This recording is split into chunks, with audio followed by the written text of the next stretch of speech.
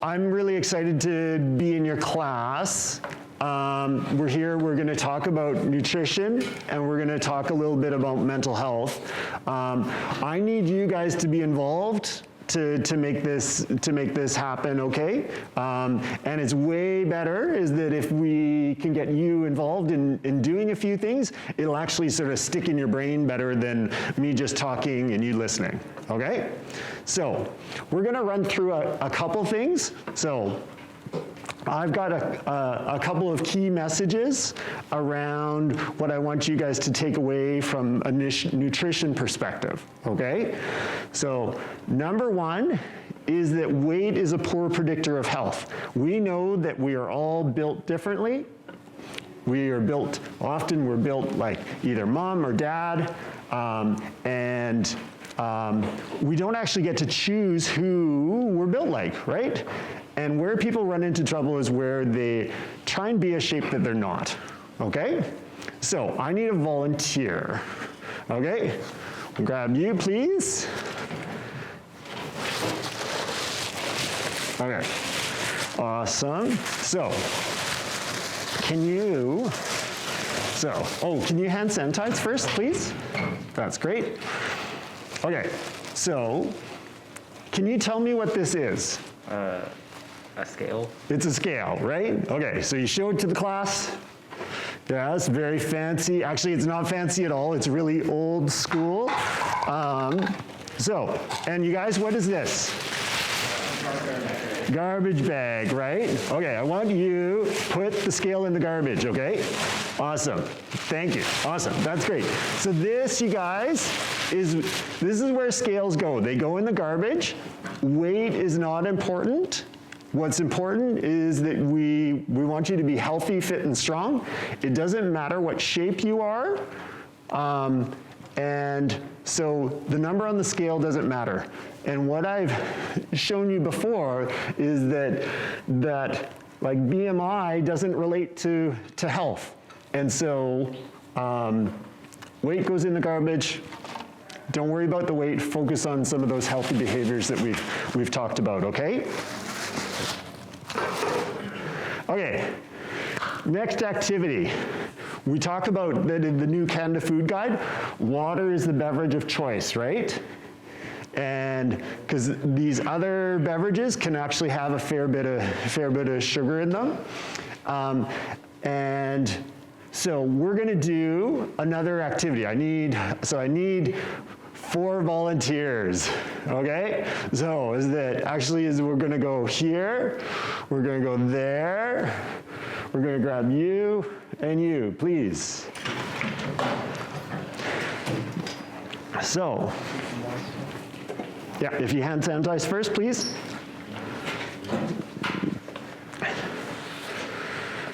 So, what you guys will see is that, if you each go around a corner, so is that what I want you guys to do is that each of you have a beverage in front of you. So what I want you to do is take a look at the label, see how many grams of sugar are in there, and then what you do is you gotta convert that to teaspoons of sugar. So 4 grams of sugar is a teaspoon, right? So find out the numbers. So what sort of numbers are you getting? Do you see?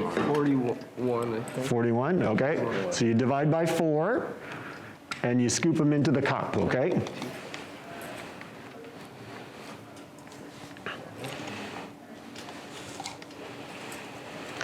So we've got a Monster drink, we've got a Red Bull, we've got a San Pellegrino, which is like an Italian pop, and we've got some iced tea up here.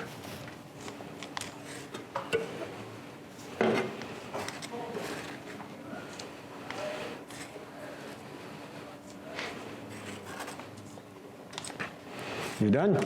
Yeah. Oh, yours was a little less, wasn't it? It's 25. Yeah. Okay.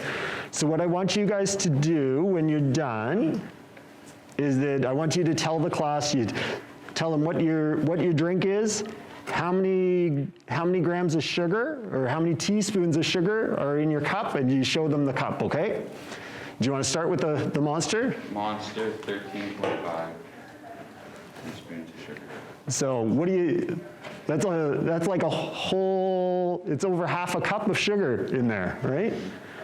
Okay, Red Bull? Yeah, this one's Red Bull and it has 9.5 teaspoons of sugar.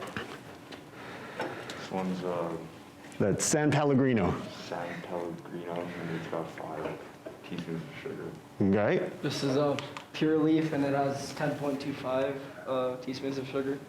okay.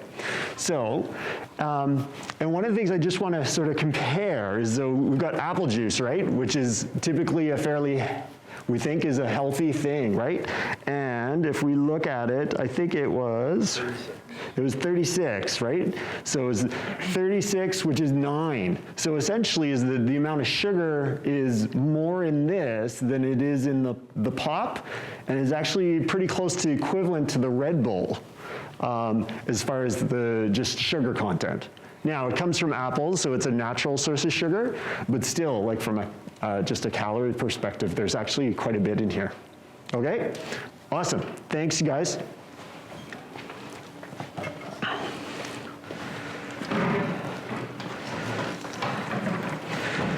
Okay. One other next activity that we're going to do, you guys. Okay. I need 2 volunteers. Okay, let's see, we'll go at the back, and I don't think you haven't volunteered yet, did you? Did you volunteer? I can't remember.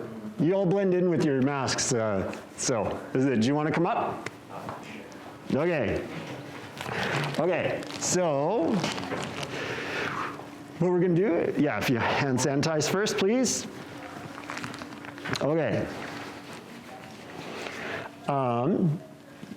So what we're going to do is that you volunteered first, so you get to pick. The orange or the apple juice. Oh, okay. Okay, so washed apple there for you. Okay, so I need someone to count down. Anybody? Who's going to do the countdown? You're going to do the countdown? Okay, awesome. That's great. Okay, so you can get prepared. You can take off that seal there. So what we're going to do, we're going to do a race, okay? So is that when he says counts to 3, is you want to consume your apple-related food as fast as you can, okay? Be careful not to choke, okay? So, you ready? Yeah. Okay. 3, 2, 1, go!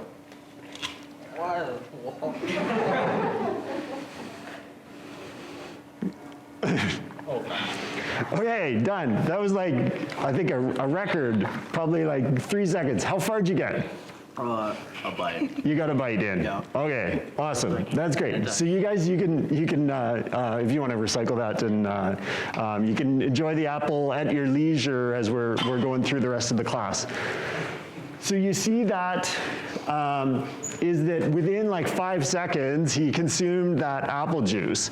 And that's actually essentially probably 2 to 3 apples worth of energy.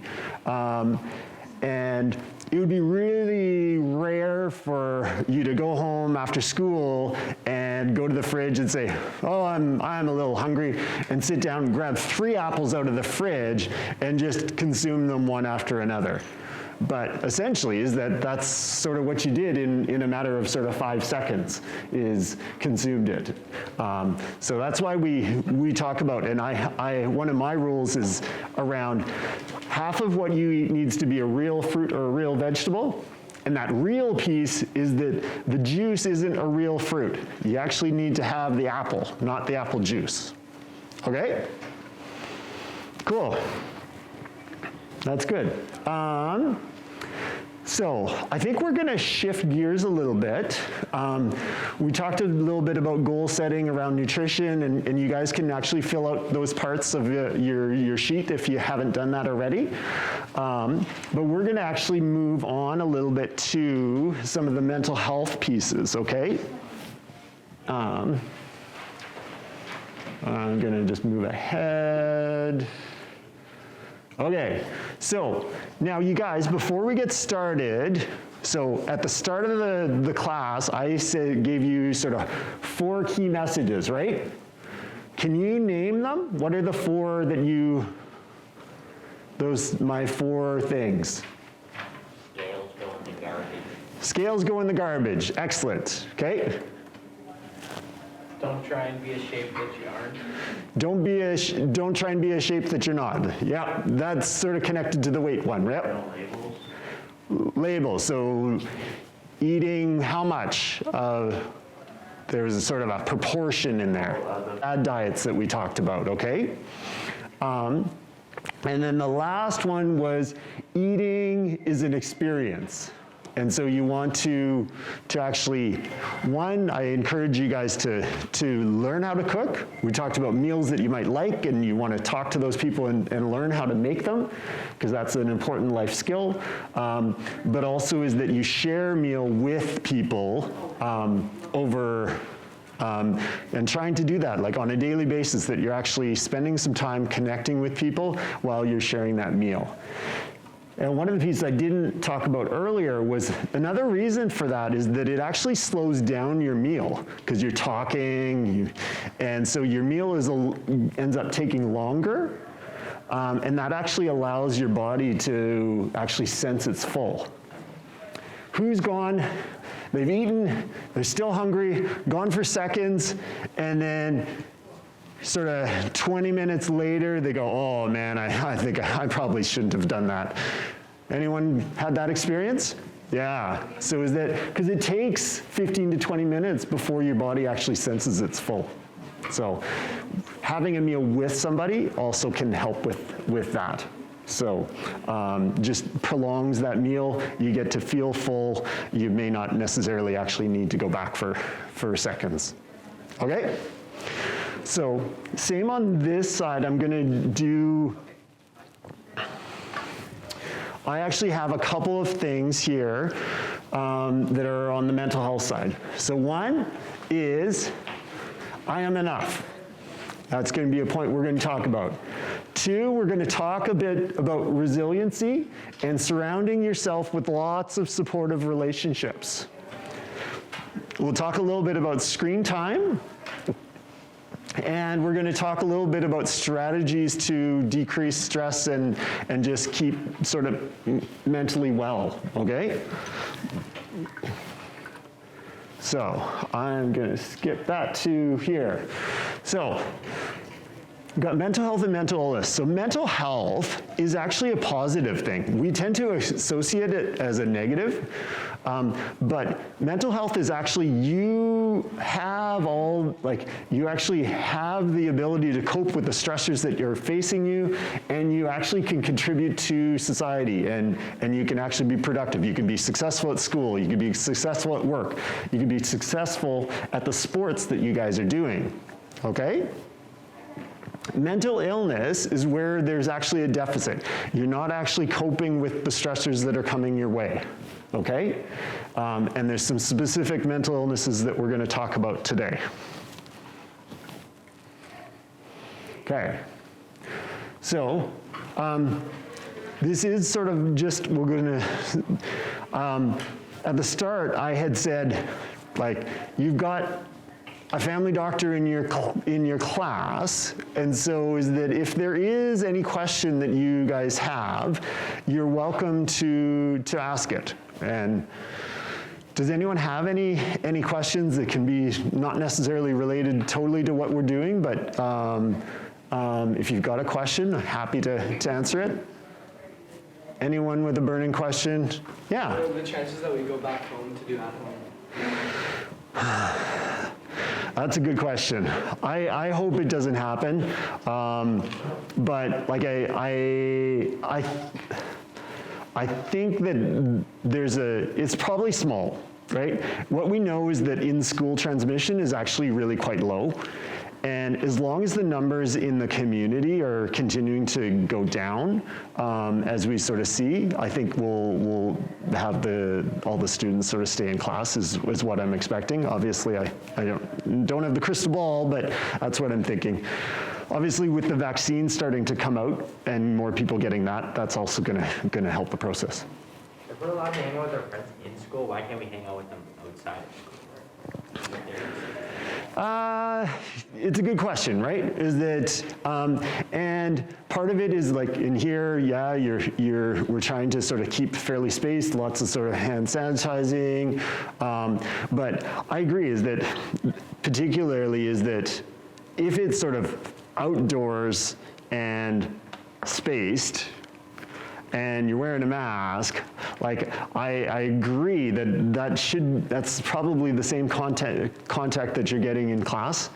I think it's hard to sort of draw rules of, okay, well, you could do this, but not this. And so it's easier for them to sort of say, okay, none of it, then okay, this, but not this. And so it's certainly not, I don't envy the role of Dr. Hinshaw trying to come up with rules for all of us. So, but hopefully we get to a better spot.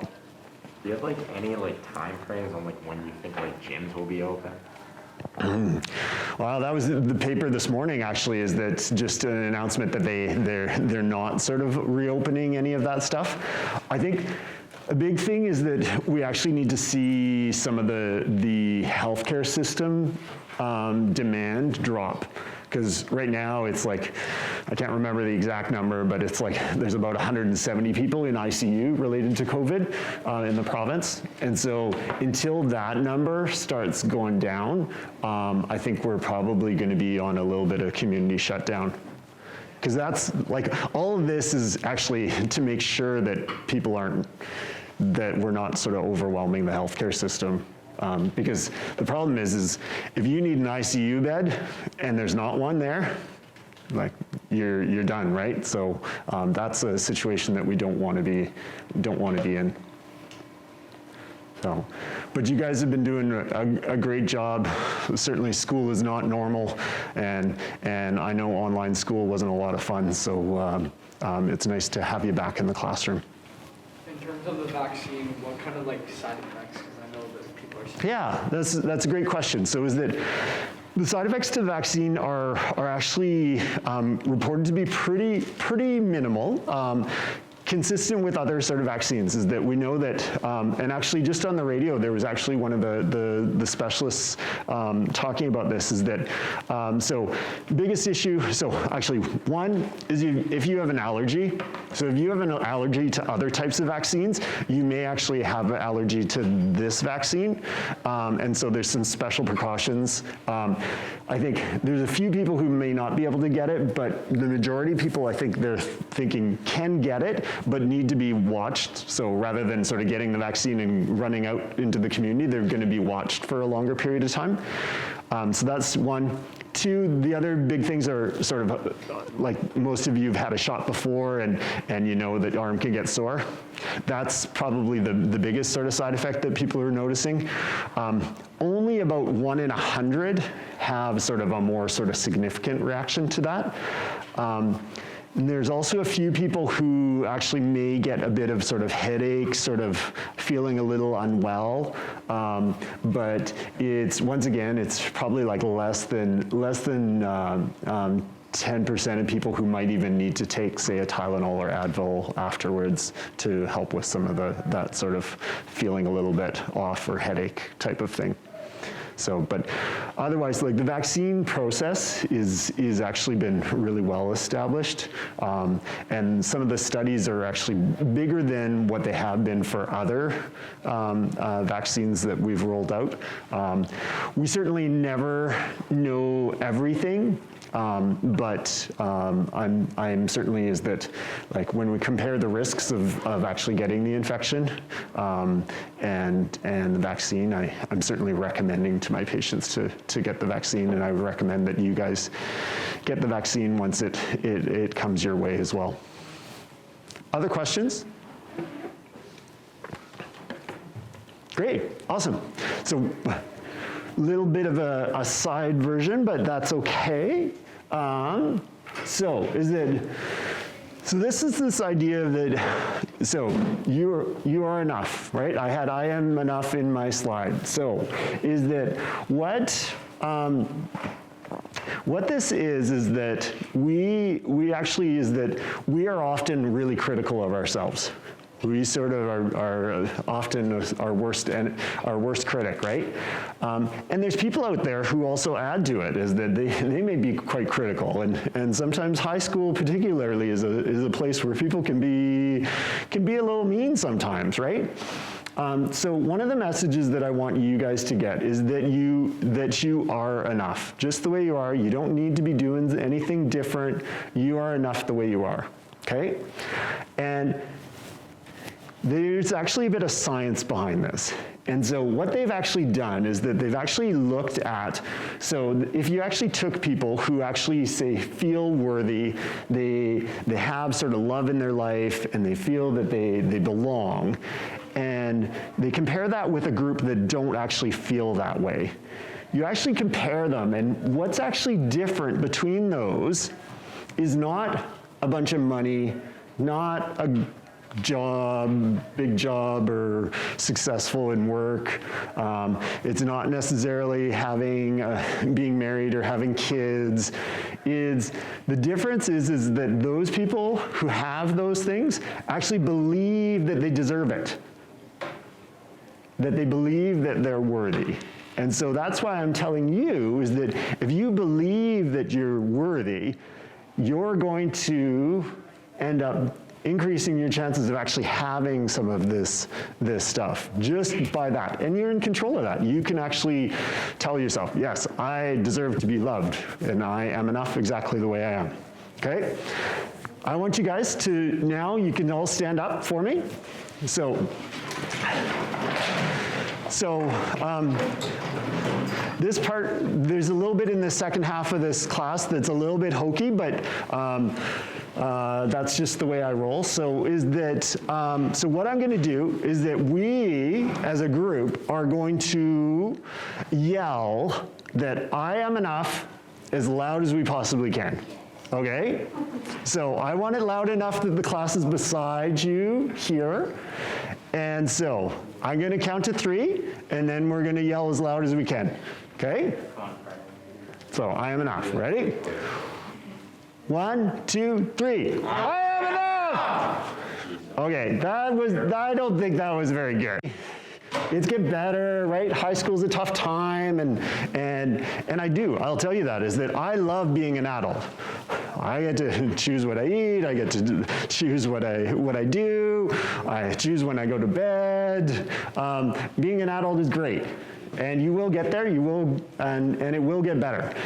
And if you need any further evidence about that it gets better, you could just think of this photo that I showed you before, is that it clearly gets better after high school, okay? So, okay. So labeling your feelings. So this is a really important thing, is that, because you know what, we all have different sort of days, right? And so is that you might be, is that there might be some of you in the class that are tired. Some of you might actually be sad or angry. You might be pissed off because you had a fight with one of your parents or a sibling before you ended up at school, and so you're angry. Is that it's good to be able to label how you feel. And also labeling it is that it's not necessarily you. Is just because you're angry today, is that it doesn't mean you're an angry person. Or just because you're sad today doesn't necessarily mean you're a sad person.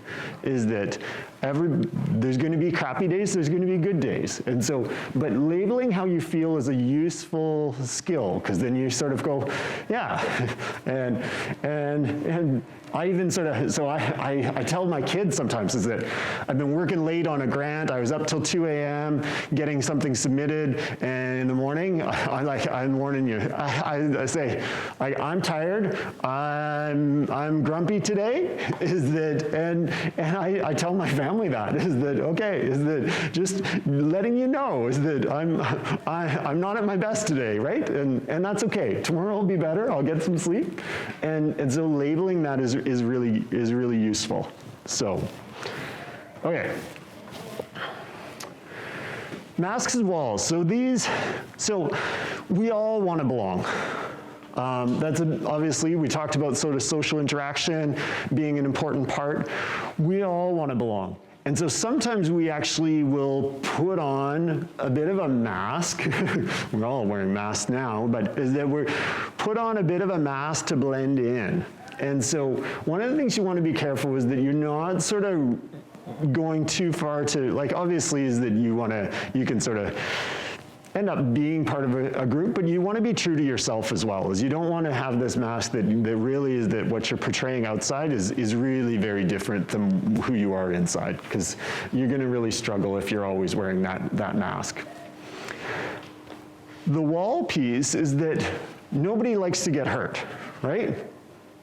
Is that if someone is mean, you're going to naturally want to defend yourself. If I'm coming up to you and I'm lining up to hit you, you're going to try and defend yourself, right? And so is that we put these walls up to protect ourselves. And so, but one of the problems with that is that when we put up these walls is that we actually can sometimes, we numb ourselves not only to some of the pain or the hurt, but we actually numb ourselves to the joy and the happiness. And so by pushing people away and building that wall, we lose that ability for that person to hurt us, but we also lose that opportunity to have some real joy in the process as well. Not on the slide, but also the other part of that is that, I don't know if you've ever sort of heard that, is that and I can't remember exactly the quote, but it's something around that idea of that shared pain is half the pain and shared joy is twice the joy. So is that if you actually share that difficult time, it'll actually be less because you're actually going to divide it between, and then if you actually share it, is that often is it can actually share joy, is that it can actually be amplified. So negative self-talk. Not going to spend a lot of time on this, but it gets back to that. We are our own self-critic, right? Often we'll sort of think, yeah, I'm such an idiot, those types of things. Certainly there are a lot of sort of techniques and treatments around cognitive behavioral therapy, which actually work to try and sort of reprogram some of your thinking, is that I'm not an idiot. I'm not understanding right now, is that I need some help, and I need, so it's not necessarily an internal flaw, it's that I need some help here. And sort of, why can't I be like them? Well, is that, yeah, it looks like they're doing something that's a lot of fun and stuff, but there's a lot of good in the world, and that I might not necessarily be part of that, but I'll find something else somewhere else. So, okay. So now this is a concept I want you guys to really remember. So is that it was on that sort of my take-home messages, the resiliency, right? What do people think when they think about resiliency? What comes to mind? Being strong. Being strong, okay. What else? A lot of times what I hear from people is that it's sort of that flexibility. You get knocked down and you bounce back up, right? Have you heard of that being sort of resilient, that you're able to sort of deal with challenges and you keep rolling, right? So that's often a concept that people think about resiliency, but actually is that it's actually a bit of a misnomer. And so I actually need 3 volunteers for this next section. Okay, who hasn't volunteered yet and wants to volunteer? Okay, yep, that's good. I need 2 other people. Can you just hand sanitize? Anybody else that wants to volunteer? Okay, so why don't the 2 of you join? That'd be great. Okay. Okay. So if you can sort of just be here, and you guys just, if you want to be behind him initially, okay. So what I want you to do is is, I want you to have your hands out like that, okay? So it's Friday, you're at school, and you're in your first class, and there's some assignments that are coming your way, and so we're adding some things to your plate. So I want you to keep it up there, okay? Okay? And then you actually you end up getting a text from one of your friends that ends up, oh, there's something else that gets added to your plate, okay? And then we end up, oh yeah, you've got that all that homework and essay due on Monday that you got to do, and so you're adding that to your plate, okay? And then, oh yeah, there's that part-time job, right, that you got on your plate too. You got to keep them up nice and high. There you go, okay? Okay, and then, oh, is that actually your grandma's sick and needs some help with something else, and so that gets added to your plate as well. How are you doing there? You're doing pretty good. Is that I need more tiles today. Is that okay? And then things keep going and adding. I want you to be nice and out. You're not going to do it? Yeah. So I know you're starting to run into trouble there. So anyway, I'll grab those from you. Now, what I want you to do the same thing. Okay. Now, you guys, if you face the class, sort of turn to your right so that you're facing the class. And put your arms out like that. Okay. No, and one of you, sorry, hang on, come around. So if you can come around this side.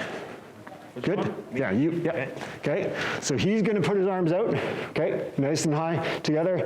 And what I'm going to get you each to do is I want you to help brace his hands. Okay. Okay? So underneath. Yep. Yeah, okay. Okay. So now we're putting that load back on, okay? And he's actually doing a fair bit better, right? Because he's got some help. Awesome, that's good. Good, you guys can sit down. So, when we've got a big load like this, is that we actually do better with some external supports. And that's actually what I want you guys to remember about resiliency. It's not the idea that you get sort of pushed down and you bounce back up.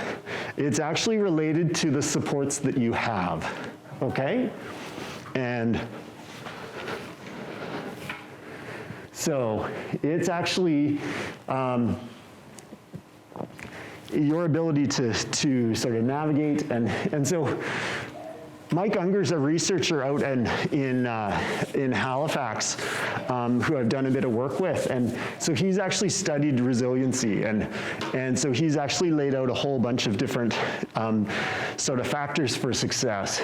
And one of the big ones here, lots and lots of supportive relationships. So the more supports you have, so less of that spring and more of the octopus. You've got your hands connected to lots of people and things, and that's actually what's going to help you be resilient and successful. Okay? That's what I want you guys to remember. One of the other pieces is that what they found is that having at least one adult relationship that is really strong is one of those fundamental pieces. And so it might be mom, it might be dad, it might be grandma, auntie, it might be a teacher at the school, it might be a coach. But everybody needs at least one. It's obviously better to have lots, but we know that you need that. And so if you find that in times is that you want to make sure that you've got somebody in your corner, okay?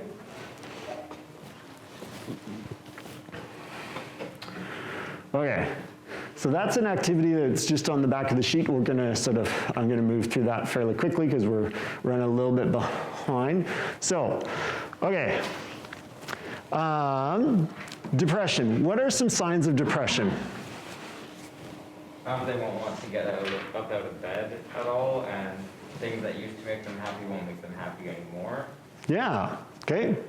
So not getting out of bed, sort of staying isolated, and not getting the joy out of things that you used to enjoy.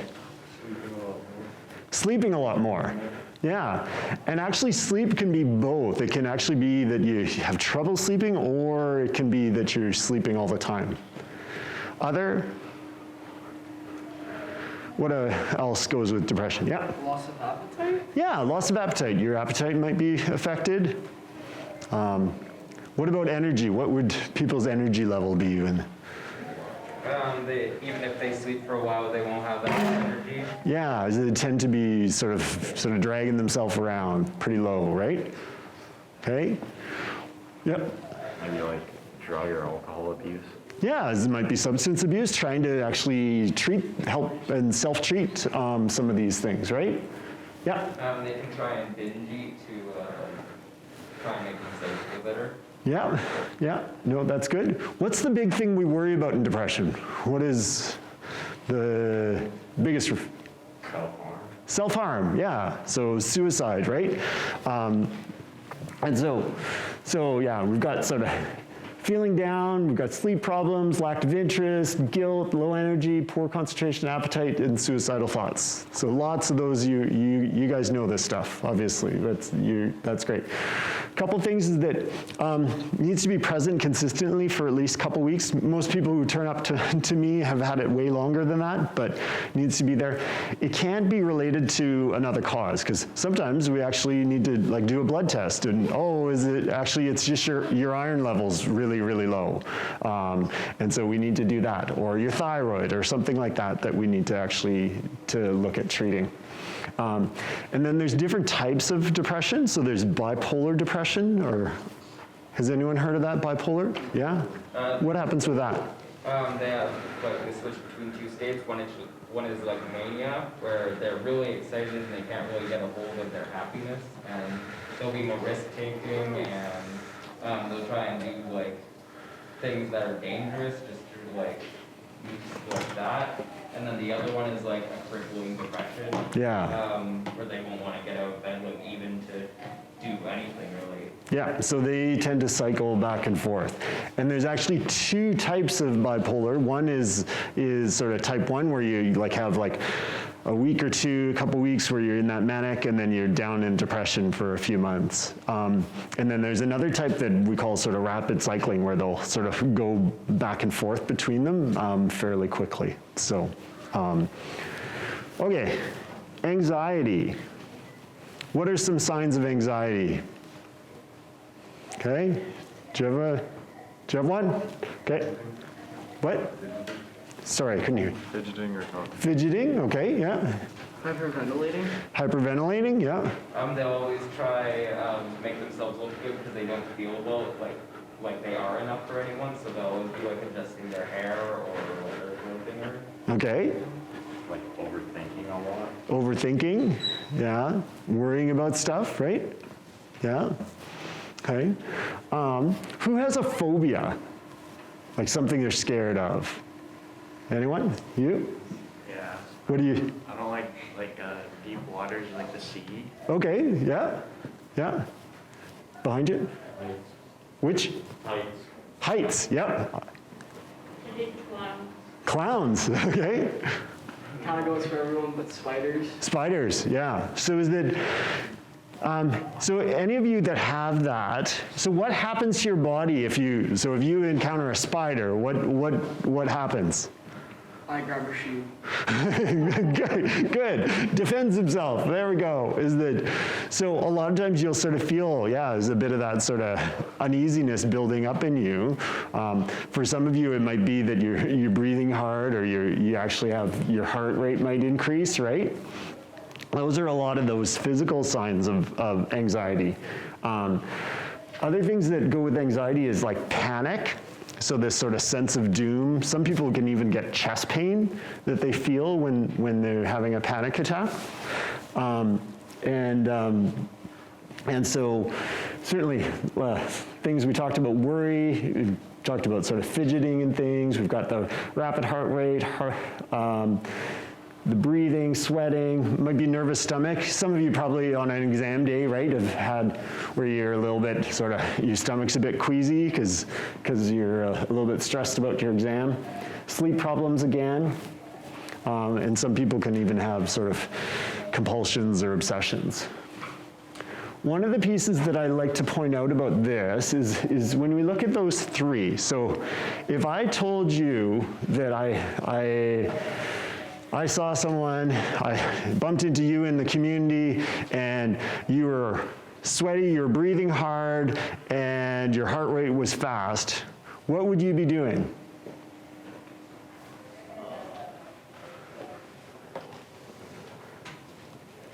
Just out in the community, what would I think you would have been doing recently? Like working out? Working out, exercising, exactly. So is that those three are symptoms that you would get just by working out. And why I point that out is that one of our main treatments for anxiety is actually aerobic exercise or cardio. And part of that is that we actually, through doing that, is that we end up rewiring our brain to sort of think that some of those symptoms are a positive thing, not a negative thing. And so remember that, yeah, those symptoms are exactly what you would get during exercise, right? Okay. Next is, so many of you have probably heard this. I got it as a kid, is that you gotta work hard at school, you're gonna then get a good job, and make some money, and then you're gonna be successful. So is that, and after that, you're gonna be happy. So you gotta work hard, then you get the job and do some cool things, and then you're successful and you're happy. That's actually not the way it works. When they look at the research, is that this equation goes the other way. It actually goes this way on the bottom, is that it starts by being happy, and if you are happy, you're gonna do some cool stuff. And if you do some cool stuff, you're actually gonna be successful. And so the nice part about that is that sometimes it's sort of hard to sort of, where you are, to go, oh, well, I'm going to do this massive thing and be great. But this being happy is actually in your control. You can do things today that are going to improve how you feel. Okay? And so this is actually within our control, so is that if we start focused there, you can actually be heading that way. Okay. So some strategies. So here, this is just a slide around there's actually, people have looked into what are the things that actually can make people happy. And there's 3 things in the research that have been done, and those 3 things are these. So one is reflecting on your day, journaling. Spending a bit of time every day journaling on your day. What was good, what sucked, whatever. Is that can be helpful. 2, a brisk walk in nature. So we're going to talk a little bit more about nature afterwards. And then number 3 is reading 20 minutes of fiction. And it needs to be fiction. I like nonfiction. I like to read about biographies and about people and stuff, but the evidence shows that it needs to actually be fiction. And I think it's connected to a bit of your imagination, and so those are some evidence-based ways. Now, who has sort of other ways that they like to either cope with stress or make themselves feel good? Yeah? Play video games. Play video games, yep. Working out. Working out, exercising, that's great. I was just going to say play a sport. Play a sport, awesome. Listening to music? Yeah, listening to music, great. So those are all some really good things. So we've got music. Obviously, a lot of you are athletes in here, and so before a game, right, you get the music pumping either in your headphones or in the dressing room, right? Gets things moving. We know that it has an effect on us, so you can use those. Exercise we've talked a lot about already. You guys know that. Nature. So this is actually an interesting thing, is that we're learning a lot more about the health benefits of nature. And so a lot of this concept comes from Japan, where they have a concept called forest bathing. And so they have groups where they take people out into the forest and they just sort of hang out in the forest. And part of that, the science behind it, is that we actually have two sort of nervous systems. We've got our fight or flight, right, is that system, and then we've got, so that's our sympathetic nervous system, and then our parasympathetic nervous system, which tends to relax us, used in digestion. And so is that what we know is that spending time out in nature and breathing in some of the hormones from plants and things like that actually can stimulate our nervous system. It actually lowers our blood pressure, it lowers our heart rate, can improve our concentration just by spending some time outside. Right? Okay. Another sort of concept for you is that, so we have two systems to concentrate. Right now, you're in this class, you're using the first one. It takes a bit of work to stay focused and listening to me. I'm trying to be as entertaining as possible, but it's still a bit of work to listen. And then we've got this other system, which is actually our fascination.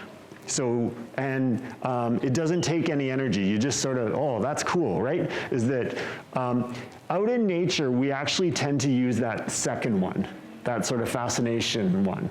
And so, and what we know is that if we actually use the second one, we rest that first one. And why this is relevant to you guys is that you might have an exam at school, or it might be a performance that you need to, is that you really need to concentrate on, is that you can actually, by sort of going for a walk, and it might be, okay, this afternoon you've got a test, at lunch you go for a little walk outside, get a bit of nature time, sort of rest that sort of concentration system, and you'll actually perform better. And what they've done is they've actually done comparing like walking people through nature versus city streets, and how their performance on particular tasks changes. And nature has that sort of fascination effect. Okay? So, technology and screens, a couple things on that. So, certainly is that before we used to sort of say, okay, yeah, no more than 2 hours of screen time. Well, with work and online school, is that you have lots of screen time. They shifted a little bit to move it, oh no, it's just 2 hours of recreational screen time is what we want to minimize. And so now we've even gone a little bit further. And so where things are going is that not all screen time is the same. And so I was telling you that I've got my son's 13, big Fortnite fan. Okay, so he loves Fortnite, and so is that, and he'll be down in the basement playing, and he is. And you hear him like screaming and and just having a ton of fun. And he's talking with his friends, right? Because you can connect. And sometimes he's coming up and he's like sweating, and because he's so into what he's doing and stuff. And it's like, holy man. Anyway, so like that interaction, like although his screen time is a positive thing, he connects with his friends. I don't know how he's getting cardio, but he's somehow getting cardio out of his Fortnite plan. But it's connecting, right? So there's a difference between that. If you're using your screens to connect and build relationships and share ideas, like those are really positive things that we shouldn't actually try and minimize. what we want to sort of limit is the amount of time where we're just sort of not really, it's more sort of mindless sort of screen time. We're just sort of, Netflix is on autoplay, or that we're sort of scrolling YouTube and not that YouTube or TikTok are necessarily bad, is that there's some useful things in there, is that like you get to learn about the world, and depending on sort of what you're sort of connected with, is that there's some really interesting things that you can sort of find there. But just being mindful of is this actually a use, like is this actually contributing to sort of connecting with friends or sort of building myself, or is it really just sort of mindless sort of screen time, right? So.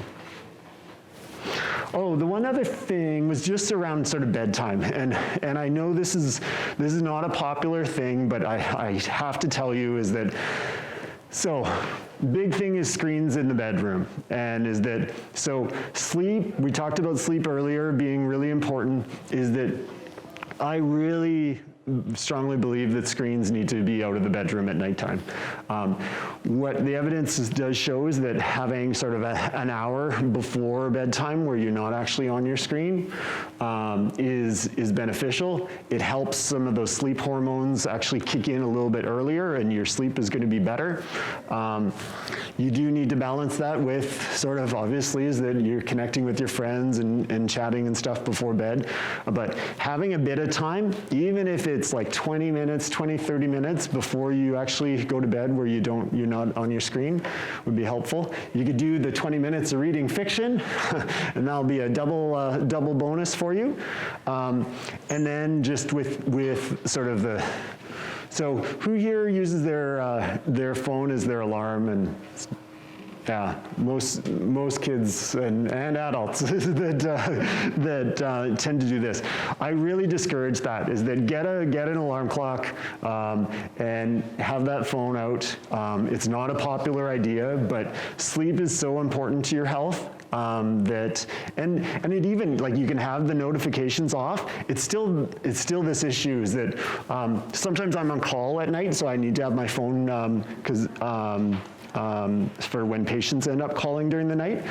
But like, it's so easy, even if I didn't necessarily have the notifications on, it's like, oh, you're lying there in bed and you're like, oh, I thought of this, is that it's so easy to just reach over and sort of check that email or to send that message that you've forgotten to do.